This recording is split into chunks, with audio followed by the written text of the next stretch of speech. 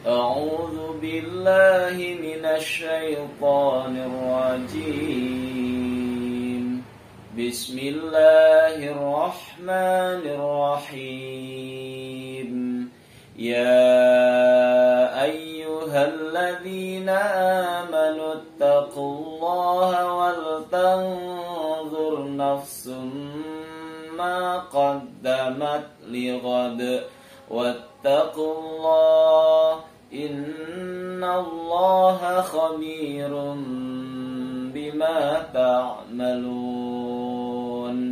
Shadaqallahul azim. Saudara-saudaraku kaum muslimin wal muslimat yang dimuliakan oleh Allah Subhanahu wa taala.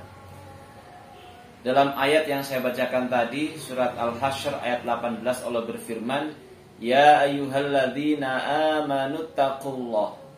Wahai orang-orang yang beriman, kalian bertakwalah kepada Allah. Takutlah kepada Allah. Takwa kepada Allah artinya menjalankan semua bentuk perintah dari Allah dan menjauhi semua bentuk larangan dari Allah. Lanjutannya, wal tanzur nafsu ma qaddamat lighad.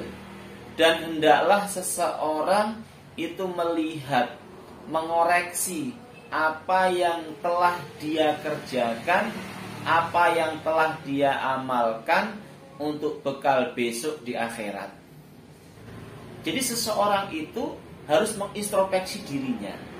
Apakah amal ibadahnya itu sudah cukup ketika dia dipanggil oleh Allah, ketika dia menghadap kepada Allah? Bekalnya sudah cukup atau belum? Wal tanzur nafsu ma qaddamat lighad. Kemudian bekal apa yang harus kita persiapkan? Kalau Nabi menjelaskan dalam sebuah hadis, fatazawwadu fa inna khairaz zadi taqwa. Kalian berbekalah, menyiapkan bekal untuk esok di hari akhirat. Fa inna khairaz zadi taqwa.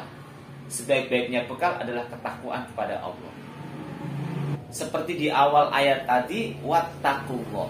Takutlah kepada Allah. Takwalah kepada Allah. Karena ketakwaan itu adalah bekal yang terbaik untuk menghadap kepada Allah. Selanjutnya, wattaqullaha innallaha khabirum bima ta'malun. Dan kalian takwalah kepada Allah.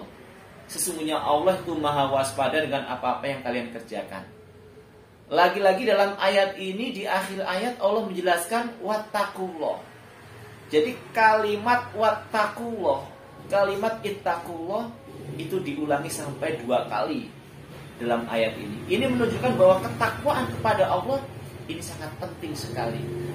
Ketakwaan kepada Allah adalah bekal yang terbaik untuk menghadap kepada Allah.